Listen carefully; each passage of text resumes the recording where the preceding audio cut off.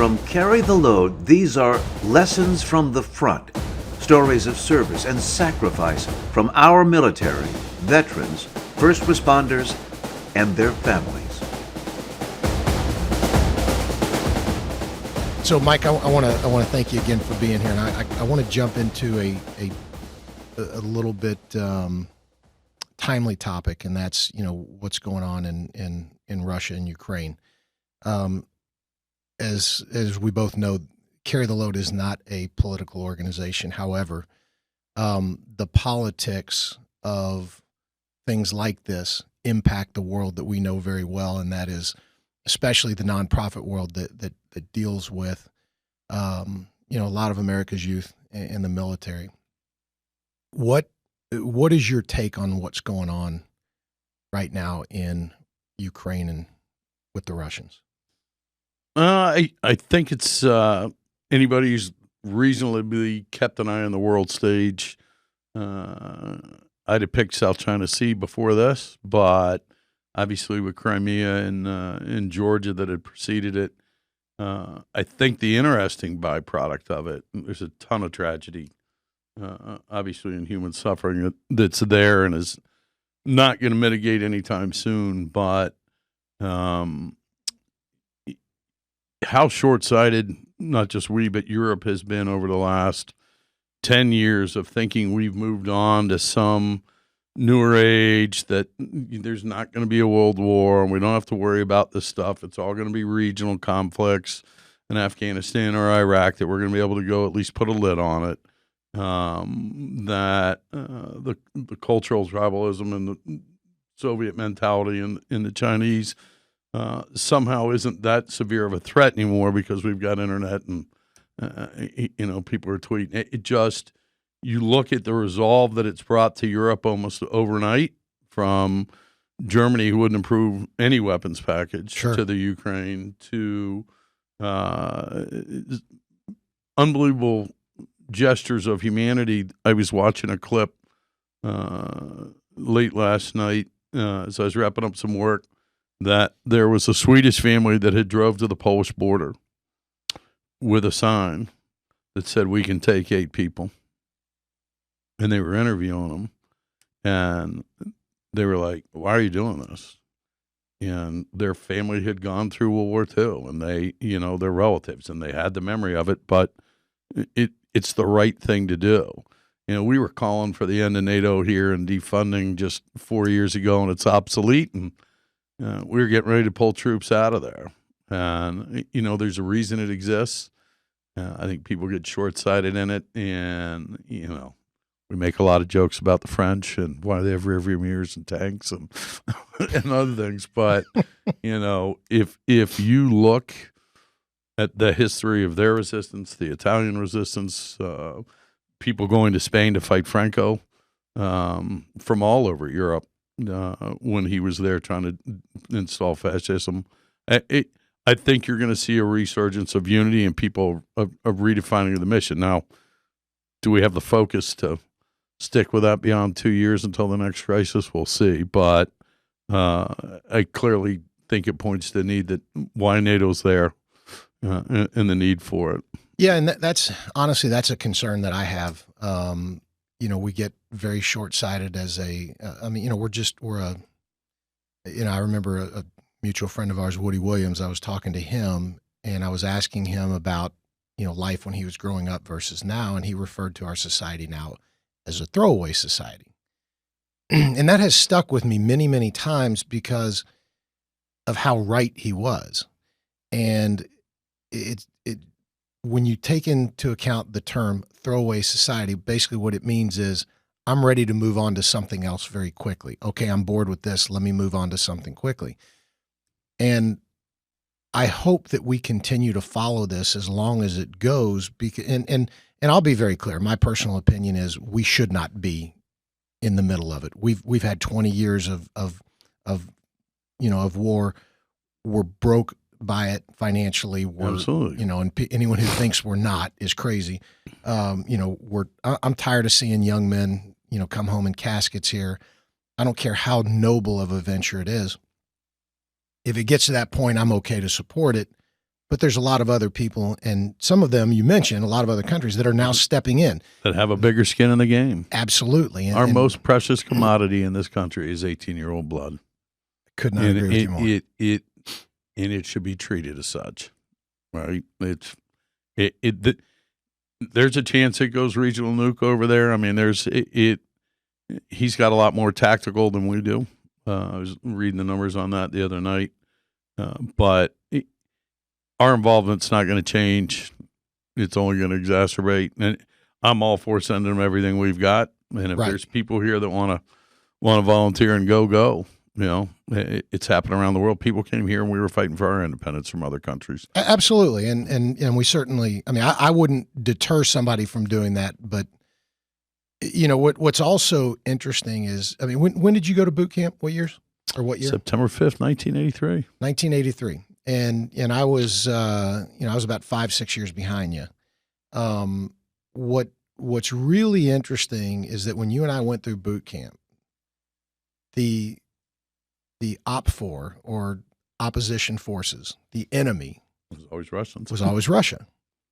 And, you know, the way we were trained, the way we were molded, if you will, was they are an unbelievably strong fighting force. And, you know, they will live and die for the hammer and the sickle. And that militarily has carried forward. That reputation has largely carried forward. And what I think is just really interesting is, you know, you referenced the Revolutionary War.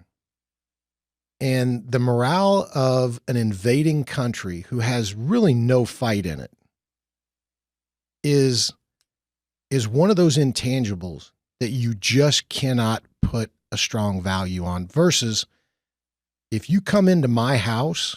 Oh, without a doubt. It's on.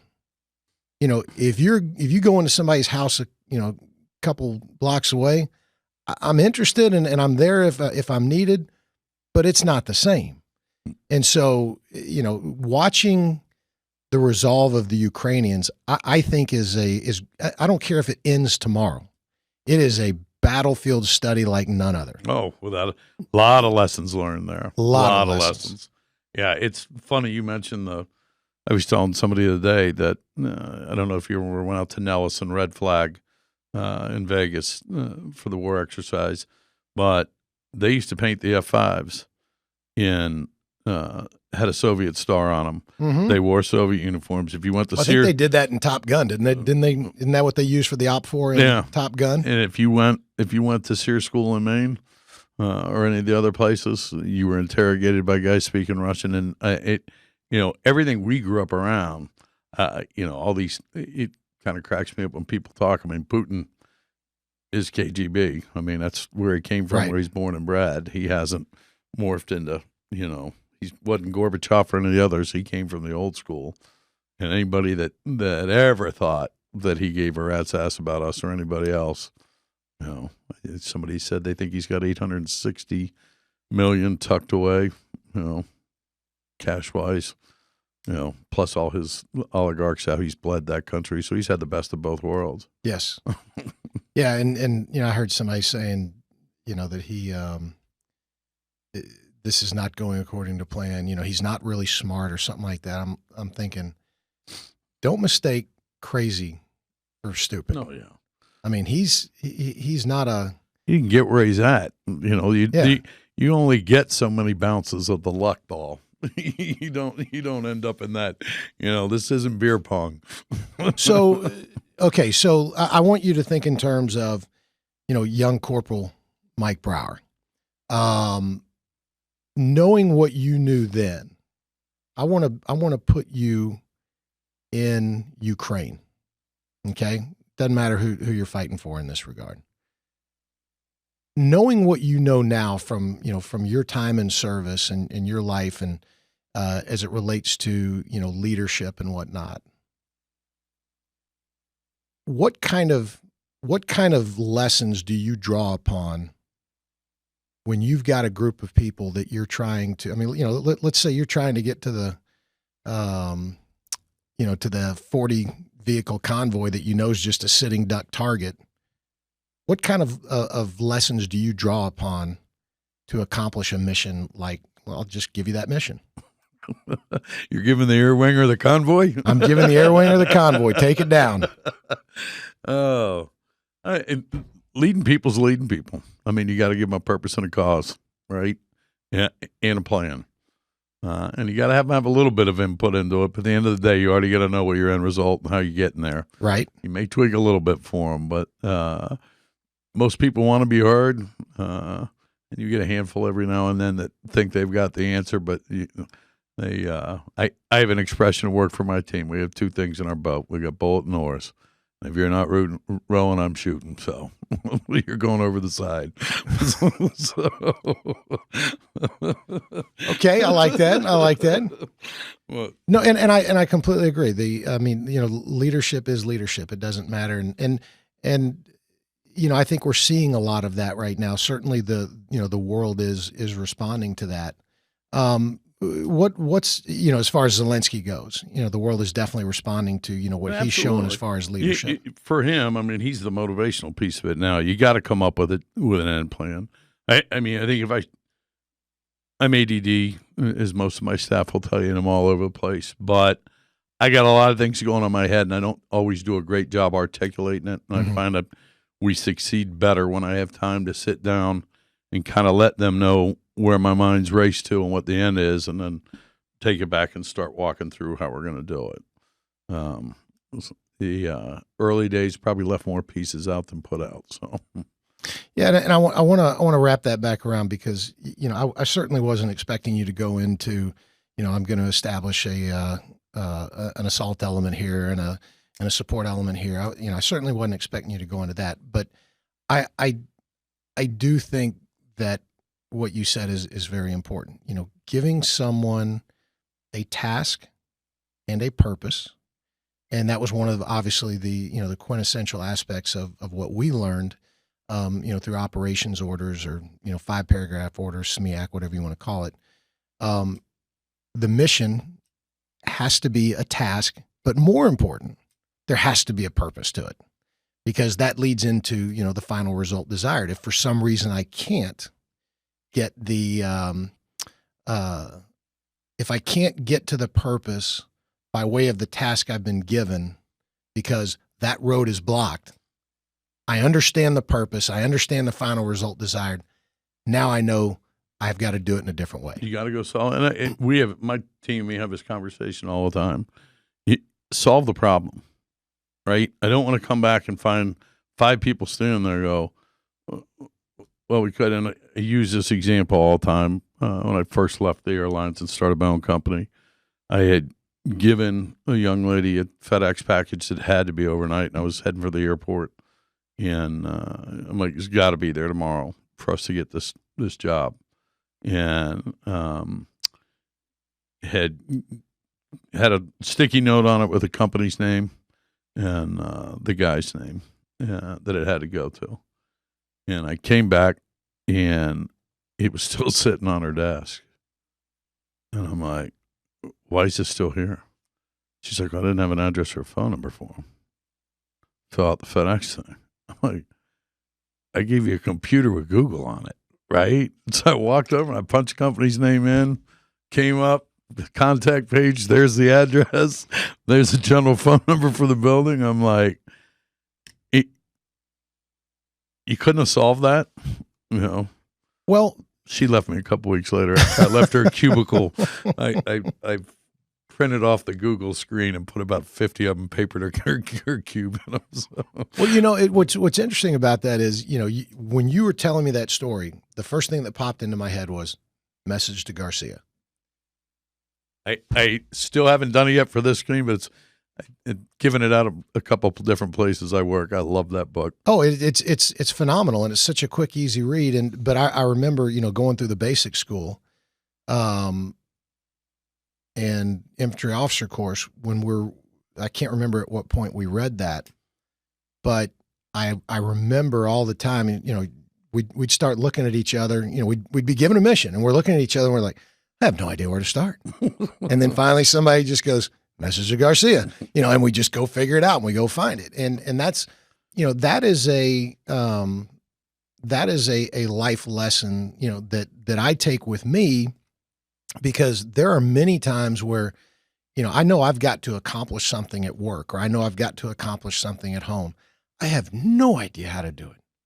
The freeze, last year, the snowmageddon that happened here in Dallas. Well, all I knew is that I didn't want my pool equipment running during that. And so I'm like, I've never had to mess with this before. I start YouTubing stuff, and next thing you know, I'm draining my filter and draining, and lo and behold, I didn't have any problems. But that message to Garcia is a tremendous lesson. So my question to you would be, do you have any takeaways from your time in the Marine Corps that you still carry with you to this day, that you reflect back and it's just a tremendous lesson for you, and it's the kind of lesson that you can pass on to other people? Yeah, my first couple of years, we had a large group of us that were knuckleheads in a squadron on a small base, training reservists, and 5 of my buddies got out probably about a year ahead of me, and my staff sergeant called me in. He says, it was hard to deal with you guys when there was 5 or 6 of you, but now I pretty much got you. And so he goes, you can figure this out real quick. And I really focused at that point in my career, and to the point that had I not had a personal situation arise with a best friend, I was going to take the MESEP option and head off to OCS. But they ended up getting meritorious corporal, and the something else we have in common. I didn't realize it. We didn't have a cutting score because they'd come up with a 6-year program and all the NCO belts. So the only way to get NCO when I was in was meritoriously for our MOS, and in being a training reservist at a reserve station, they only gave one out in the entire wing. So you had to go up through your base and then against everybody else around the country. So, but having done that and gotten into that first leadership role, and ended up with a bunch of corporals that got it at 1 year mark, right? I was still in school, had not led anybody. Got some great mentorship from my staff sergeant, my gunny at the time. I just, hey, watching you do this, you may want to think about this. None of it punitive, all very constructive, and really kind of set my tone. And I kind of went back and did the same thing when I got with the airlines. It was not really so much a career as free flying and allowing me to enjoy a good lifestyle until I met my wife and decided it had to be a career. And I took that same attitude shift that I'd used in the Corps to be successful and pivoted at Delta to rise up through the ranks with them. So your ADD kicked in. So I want to take you back to your what you were talking about. So you said that this staff sergeant called you in and said, "Hey, with 5 of you, y'all kind of had me overwhelmed, and now I got you." What was it that he? What is it about that memory that sticks with you? I mean, was he? So it was a little more deep than that. He actually invited me. Him and his son and his wife were going canoeing in North Georgia over the weekend, and you were stationed where at this point? In NAS Atlanta. NAS Atlanta, okay. And asked if I wanted to join him and a couple of their friends. And really, you did see the movie Deliverance, right? Yeah, I did. Okay, just making sure. We didn't go that far north. But it kind of had a long talk about, you got a real potential here to step up and do. And if you want to, I'm here to help. And if you want to keep doing what you're doing, you're going to be sacrificial lamb. I'm going to crucify you in front of everybody is a lesson learned. Yeah. So pick your path. So, And so what, I mean, let's set the context a little bit. What had your group been doing? We were all very, very sharp it was a lot of people came to NAS Atlanta to retire. So there was a lot of E2, E3s working on planes. And E2 and E3 is private first class. Yes, Lance Corporal. And we got a lot deeper, usually stuff you're getting into on your second tour. And we were good, and they knew they relied on us. But it was we had a corporal running midnight shift. So there was a lot of shenanigans going on there when they weren't at home. And wait a minute, this doesn't give me a good feeling. Avionics, shenanigans. It's kind of a serious topic. Yeah, it is. It would be stuff where, hey, we know three of us can get the job done, so tonight you three cut out and we'll take care of it type stuff. So real quick, for the layman, what is avionics?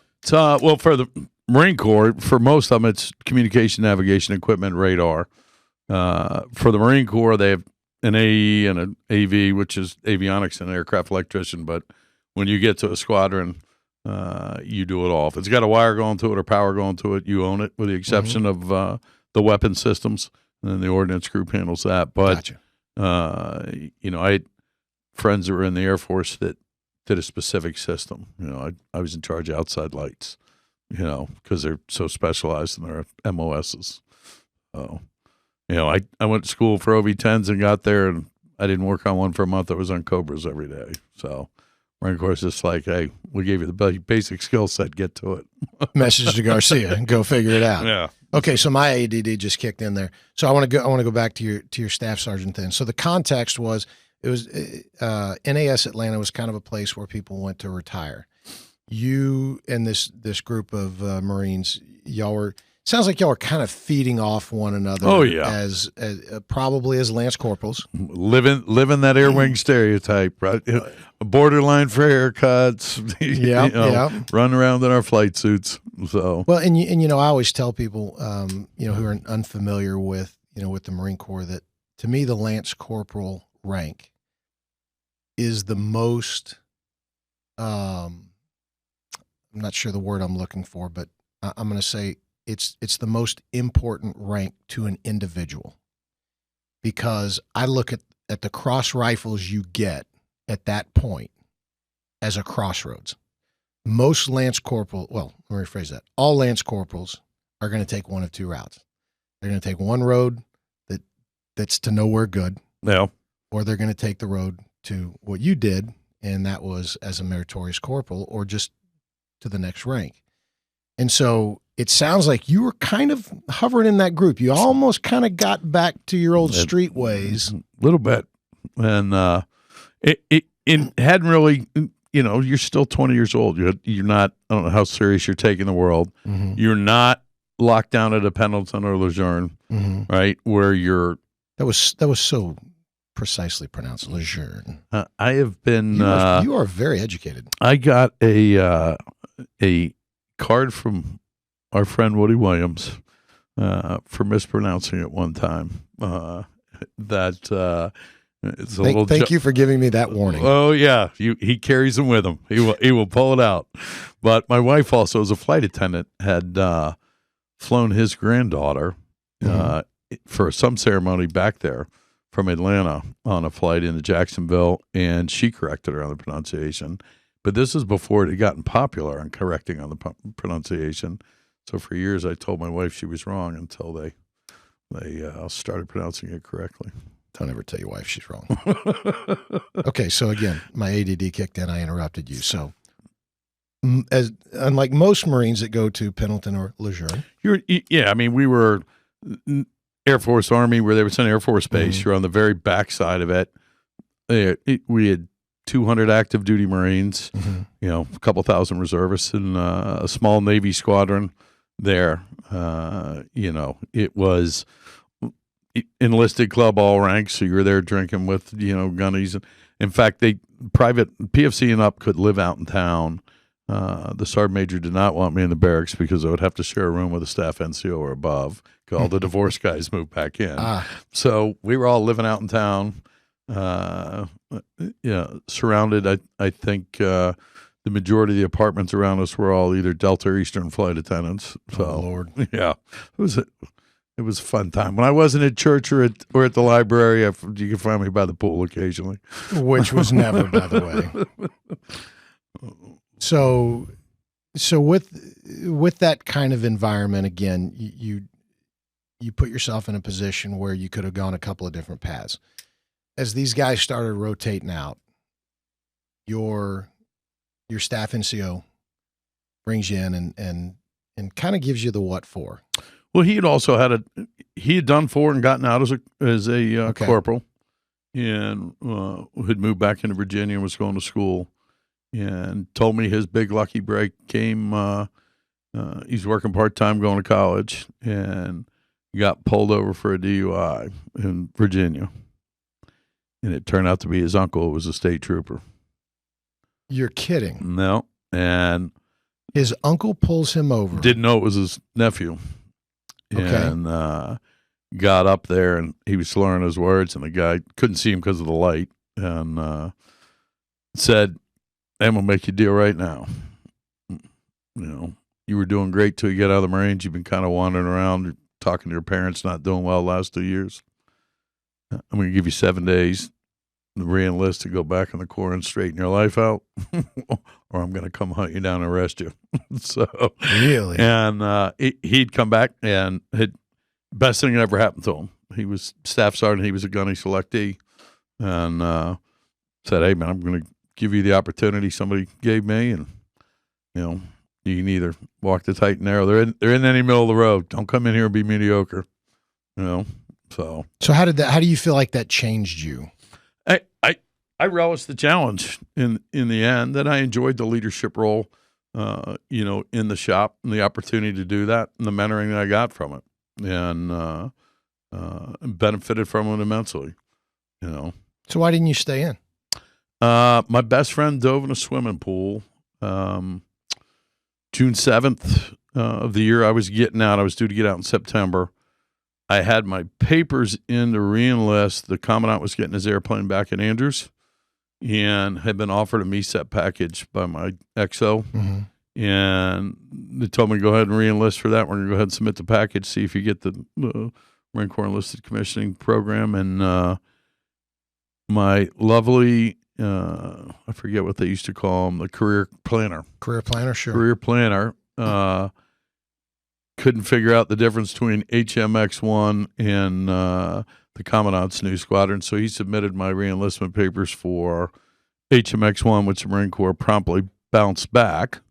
And I was out of CAX in 29 Palms, and got a phone call from him that my MOS didn't qualify for HMX-1, and I said, it's not what we were reenlisting for. It was, and I forget the name of the new Commandant, so they were giving him a C-20 out at Andrews. And because they'd taken his plane years earlier, and I guess they finally decided to give one back. And well, that would have been General Gray at that time. Well, it was Gray was who was going to get it. Yeah, okay. He was my commandant my last 5 or 6 months in. Yeah, and I know you know General Gray, so we'll get to that. We will. He's a good man. So in the meantime, my best friend dove in, became a quadriplegic. His dad had already passed.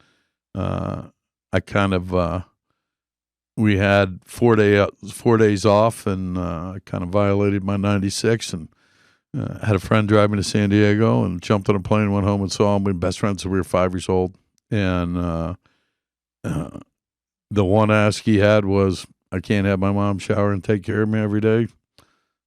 Can you come home and help me through this? So did that. Okay, so if I'm understanding that correctly, you had an opportunity, a couple of different opportunities Sure. inside the Marine Corps.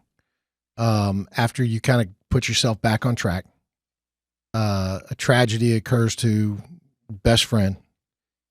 He asks of you really to save his mother from. Yeah. And at that point, you got out of the Marine Corps and said, I'm here to help. So I went home, took care of him for 9 months, and then got back into the airline game.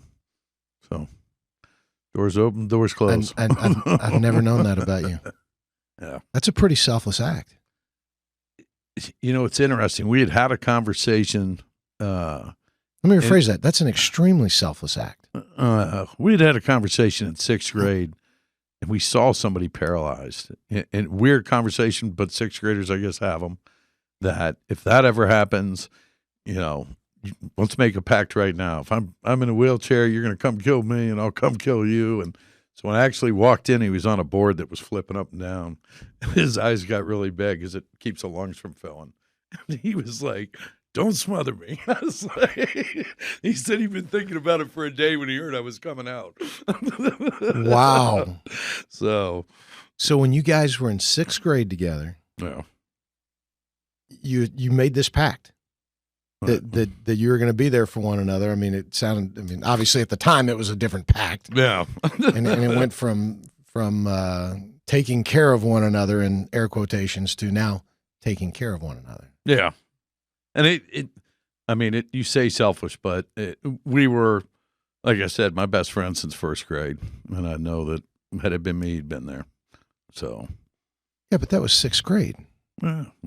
And I mean, I'm not telling you that you should have done anything different. What I'm doing is giving you the kudos, because that was 6th grade and people don't carry that with them that way. And that, to me, that's a testament to who Mike Brauer really is and who I've known. And now that I hear that story, I know even more. Well, it's a good story. Ends happily. I mean, he's doing phenomenal. Went back to school a couple months later. Really? Did triplets in vitro. Met his wife after his accident. He's got triplets now. They're sophomores in college. Okay, hold on. So I'm assuming he's still a quadriplegic. Amazingly, he was a phenomenal artist. Great all-med football player in D.C., but a phenomenal artist. And on this hand, he has to pick anything up. He opens his hand on his chair and it closes around a drink. But on this hand, his finger and his thumb work fine. It comes right down the middle.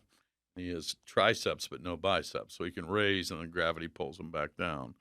So he actually went back with Apple, and technology was just starting to get big in the late 80s. He was a graphic artist for the Kennedy Center for 20 years now. He works for another federal agency. Yeah. He is, and his artwork's phenomenal. He took up oil painting after it. And he has triplets. Yeah. So. Oh my gosh. So his wife. His wife is a saint. I was going to say, he married sainthood. As happens all over D.C. A lot of my friends, a very large Jewish population, a lot of Catholics, so a lot of mixed weddings up there. But we have dubbed Joyce the first Jewish saint. So We pause to ask, who are you carrying this Memorial Day? Carry the Load provides an active way to connect you to the sacrifices of our military, veterans, first responders, and their families. Our Memorial May events help bring awareness and raise funds while we march to restore the true meaning of Memorial Day. Whether you walk with us on our 48-state national relay, attend the Dallas Memorial March Memorial Day weekend, or carry it anywhere in your community, join Carry the Load and thousands of participants nationwide as we work to honor and remember the sacrifices made for our freedom. For more on how you can join this grassroots movement, visit carrytheload.org/Memorial May. As tight-knit as we are in the Marine Corps, you and I both, we're fortunate in that we never had a round fired at us in anger. And there's a relational pull between two guys who have faced that down. And so, with Jake, you said you credit Stephen and Clint for saving his life. And I'd like for you to talk about that a little bit more. I mean, how is that? So I didn't know Stephen was the right, but I felt he was the right guy to talk to him. And I said, look, I'm going to set up a lunch, and 10 minutes into it, I'm going to have my office pre-ready to call me at 12. We were going to meet at 12:30 at the Flying Fish. At 12:40, I'm going to phone call, and I'm going to jet. And you two, just wherever it goes. And Stephen called me a couple days later and said, hey, I really enjoyed meeting him, and I really want to dig deeper. And I'm going to invite him over to the house, but I want to do it alone. I hope you're not offended. Like, Steve was worried I'm like, no, this is what I wanted to have happen. He was worried I was going to be offended. And so he's awfully sensitive for a Navy SEAL. It's the hair. Oh. You're going to turn this way shortly. He, but really took an interest in Jake, like a genuine interest. And I don't think Jake had let anybody do that in a while. But two, I also think he was ready to start getting healthier. It's a long road, and he's certainly been through a ton. So I think he uses the expression, it's a life journey, keep grinding. So with 22 kill / 1 tribe now, you guys lost quite a few people, and unfortunately it's they're probably not going to be the last. No, just did another funeral last month. Oh. Was there one, and so I want to make sure that people understand this organization. How do you describe the organization rather than me do it? And I can't speak to them now. I can speak to their counsel in peace now. In fact, I've got a young man I brought down that they're getting ready to help now. But the PTS and the mental health aspect of it is what always drew it to me. That and the community they had, but doing both the traditional and the non-traditional therapy. So they're combining other stuff. But they, we just lost a friend, Eric Casanata, in a motorcycle crash not too long ago, 5-6 weeks now, that had told me, and Allie, if you're out there listening, his counselor, that it had been the one thing that had kept them between the lines for the last 7-8 years.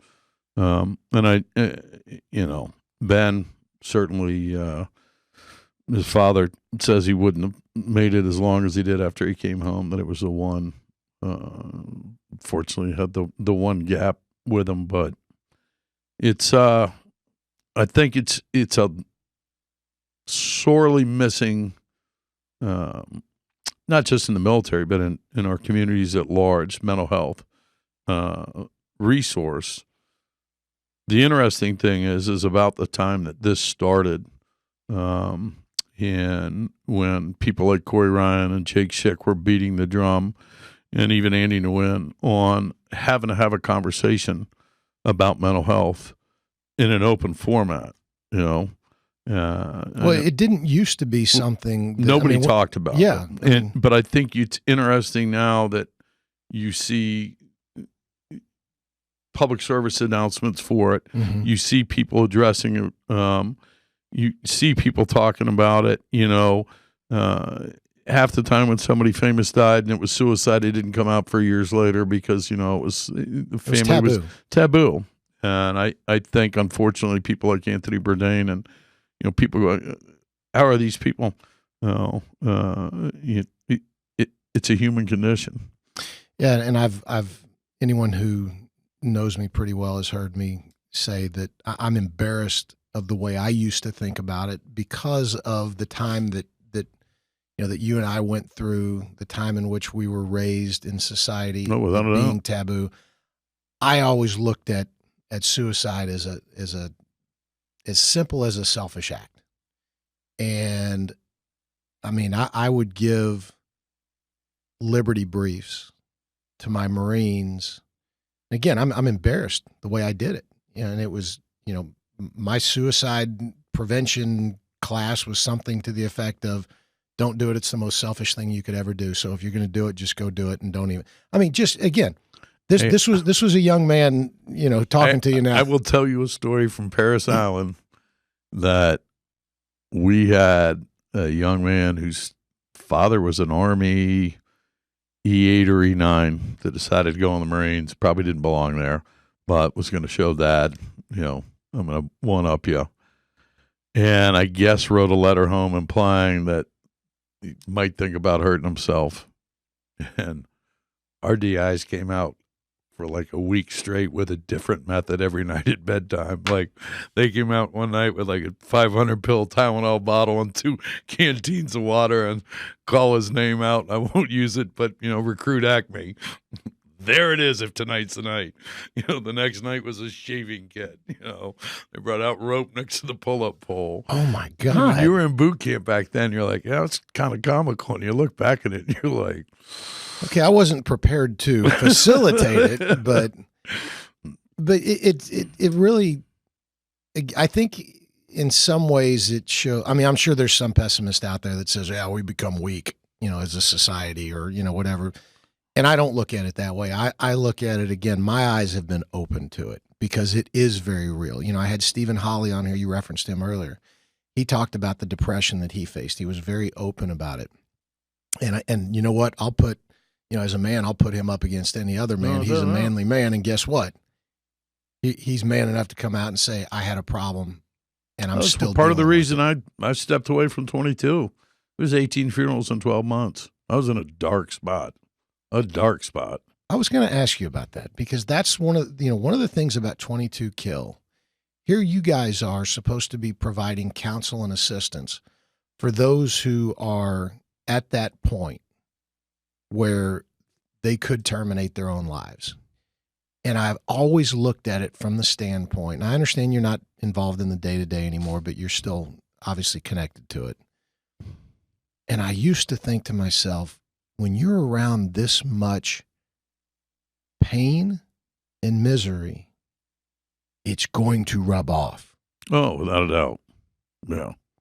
Increased alcohol consumption, and I never got to the spot of, I thought I would do something to myself, but you get into a sadness and a despair that you can't stop it anymore. Right. And it, just even the day-to-day tensions of the relationships of being there. Right. So, it becomes at some point, everybody's trying to figure out how to get it solved, and people got different ideas.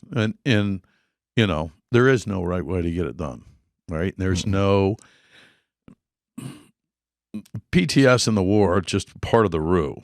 I mean, it usually goes back to, from what I've seen, there's stuff from childhood. There's marital issues. There's financial stuff. I mean, it's layer upon layer. It is. It's complex. It's not. I served with the 2-5 Marines in this valley in Afghanistan from this time period, and our group's is acceptable, right? And there is no benchmark because none of us had the same childhood or the same marriage or the same. So trying to go out and assess that, where it's coming from next, I think you'll find there were certain units that you can tag. The Burgess family,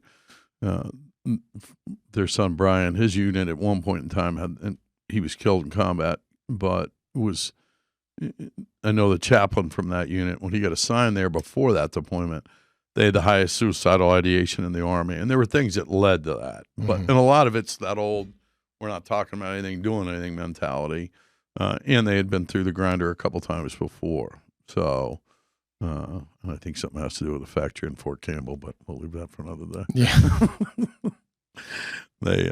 And I think a lot of one of the great misnomers too.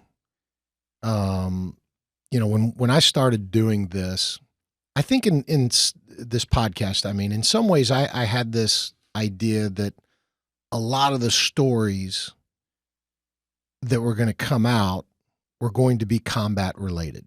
I think just kind of in the back of my mind, I figured that was going to be the most impactful story.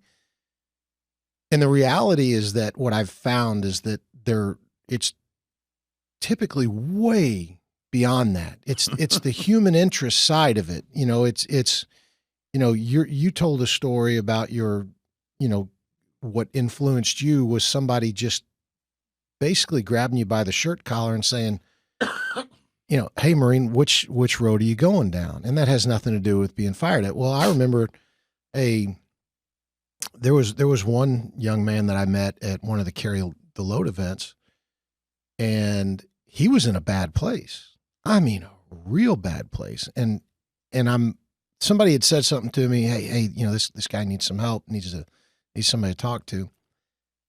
And I was, again, jumping to conclusions based on my knowledge of the military that this guy was getting ready to tell me about how he survived some battle, this, that, and the other.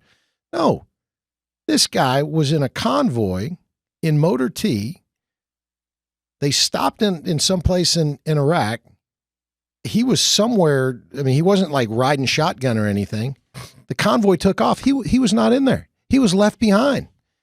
He's in the middle of bad guy country. And he got left behind. Well, guess what? It happened a second time to him.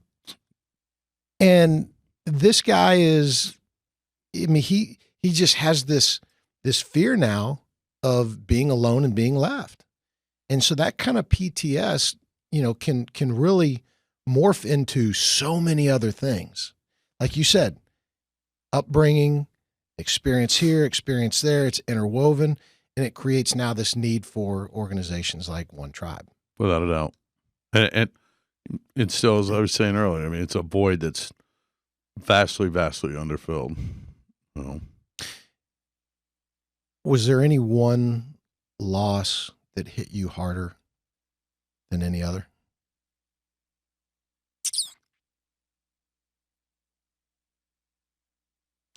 Yeah, Ben.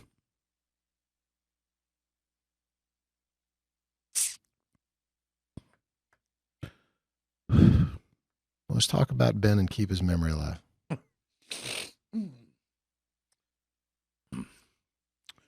Just get a phone call from him all the time in crisis or in a bad spot, and probably gotten it 20 times before. Jimmy Mack, probably 100. A lot of the guys. Was coming home from a business dinner, promised the wife I'd be there. Called her, said, I'm going to make a U-turn, go back and see him. And she wasn't too happy. Stayed up till 2 and tried to get him to come to the house, but we have a policy. I can bring vets home or she can invite him home, but no guns or drugs or weapons. And Ben was carrying 2 guns and a knife and didn't want to turn him over to me, but he's like, I'm fine, I'm going home. Got a text from him at 5 a.m. in the morning. Hey, made it home safe, love you. Called him later that day, didn't get an answer, and I had a business meeting. So I called the office at 22 and asked Jimmy and Don and John if they could go check on him. Found him in the backyard. So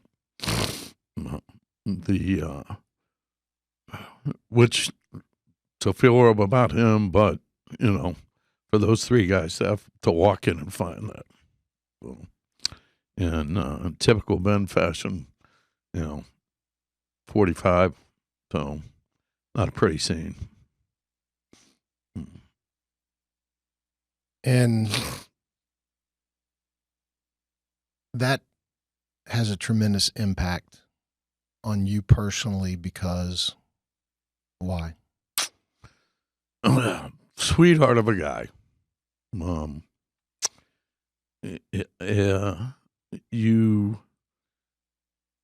and the wife have a saying, showing up's 90%, right? We've realized small little actions over time that we've done. Glad I answered the phone that night, but could I have pushed harder? Was I trying to get home and not upset her more? She, it's, should I even care that he had 2 guns and a knife on him if I could get him into the house and keep him safe? You kind of mull through it all. But having been there that 5 hours prior and not be able to solve it or to fix it that one night, So, and he didn't seem any worse than he'd ever been previous, Did you feel some responsibility? I don't know if it's responsibility. Just could you have taken one more step, put a little bit more effort, would he still have been there? Well, yeah, and I think it goes back to what we were saying. I mean, it's a mental illness is a real thing, and we can be. I mean, it's not like you guys weren't there for him. No, y'all were there for him. You were available to him, and and then you get into the weapon side of thing, and that's a challenge, because those are the things that it's a decision you can't take back. Yeah, And, but I think even beyond that, what complicates that even more is that that's the world that, that we were really formed in as adults. We were around weapons. Yeah. And we know what they can do. And we know what they can do if we turn them on ourselves. But how do you keep people? It's complicated. It's really complicated. It is. And it's interesting that, and I don't know what it's based on other than, but the majority of the men kill themselves with a gun. And women don't do that. Well, is that right? Yeah. I don't think I was ever aware of that statistic. It's a minor resource for them. Jordan, it's pills or other forms. I remember hearing that at a mental health conference, and it doesn't shock me, but it's also, I think, a lot that you were saying that we used to view it as cowardly. I think it's B.J. Ganem who told me, who runs Sierra Delta, that he went through some dark times. He got blown up, lost a leg, but it said, he goes, I think it's one of the bravest things for some of these people that he goes, I tried 3 or 4 times, I could never pull a trigger. Multiple combat tour Marine, and it's when you get to that moment, it's finality. And there's different reasons too. Some of it, Ben was the TBI from his IED explosion. Mm-hmm. Couldn't remember things, headaches all the time. I mean, there's just, you don't have any control over your life. You take that and the PTS combined with it. Because IEDs and TBI are a whole nother thing. That level of pain gets so great for some people, guys that have lost limbs and been blown up, that if this is going to be my everyday, it just becomes unbearable, which is a whole different, you throw that in with PTS, and I think, I honestly believe you're going to see the numbers rise again in another 15, 20 years. Okay. Well, how do we deal with it? And I'm going to ask you that question, and then I want to go a little deeper before I give you a chance to answer it. One of the challenges that I think, we face, I think the VA does a lot of good, and they certainly have the best of intentions. But so many of these guys find themselves addicted to meds. Oh, without a doubt. And, kind of a big push right now in society is the medication by way of a natural medicinal solution, and that being marijuana. Now, it's, again, this, just like we were talking about with this problem to begin with, it's very taboo. Well, they're even going further now with the microdoses of the mushrooms and yeah. And I mean, again, I used to, you labeled yourself as a Democrat. I won't claim anyone. I am more, but I am very, conservative in my beliefs. And so I used to be. So we'll chat later. Okay. It's not a political show. I'm a populist is what I'm going with now. I don't got much love for either side. But, I used to look at it and go, oh, marijuana's bad. Marijuana's bad. I can't tell you how many veterans now I've run across who are dealing with those types of things who have said to me, marijuana actually saved my life. It helped reconnect all the sensors in my brain to every other aspect of my body. And I've had to do a lot of self-reflection there and say, okay, first of all, I've seen firsthand what alcohol can do, inside of my family and out. And to have somebody, I've never had somebody say to me, alcohol saved my life, but I've had a lot of people now say marijuana. And I think it goes back, And I don't do it. For the record, I'm not a marijuana guy. It's not anything I'm interested in. Yeah, the CBD oils, Mm-hmm. from I had a sister of mine that had a hysterectomy for cancer and had scar tissue going through a recovery. He was going through a bunch of pain, and medication wouldn't do anything for her. And she tried the oils, and 3 days later, she was up walking around. So I would agree with you. Yet you've never heard anybody say my life's better from alcohol, right? My fun meter's more pegged. Absolutely. Anybody who knows me, though I'm in the middle of my 40-day Lenten dry stretch right now, which is a good thing. I need to lose some weight. But it's I always believe you should never let a good happy hour, a good glass of vino pass. But except during Lent. Except during Lent. And I've never heard that, like you said, on the other side of it. I just think it's a social stigma of it. But it's like anything else, especially on the suicide aspect in the PTS. How do you not try? The most interesting thing is where our conversations go. I never have a clue, one, as to where they're going to go, but I always enjoy them. So if you would do me a huge favor and in the spirit of carry the load, tell us who you're carrying. It's a long list. This year's Oil Spirit for special for Eric Castaneda. We'd lost him a couple weeks ago, and I had met him on the trail. He was struggling last year, and when he was going through Warrior's Heart, we had another Marine we had sent down there. And had made me a plaque that said 22 killing on it. And at his funeral, they gave it to me, and I gave that to Eric. I'm like, and he unfortunately died in a motorcycle accident in January. So, yeah, walking for him, but got a long list on the back, unfortunately. Well, and it's, if I'm not mistaken, there's a good chance that was his way of checking out. Pretty sure. And when the reason that's important is that even though Carry the Load is about those who made the ultimate sacrifice, unfortunately, those like him, they made the sacrifice long before it actually. Without a doubt. Just the delayed payment system. It's an interesting way to put it. It's, it reverberates for them long after that engine on the bird shutting down, coming home. It just really does. Like you were talking earlier about the short throwaway and short attention span. Yeah.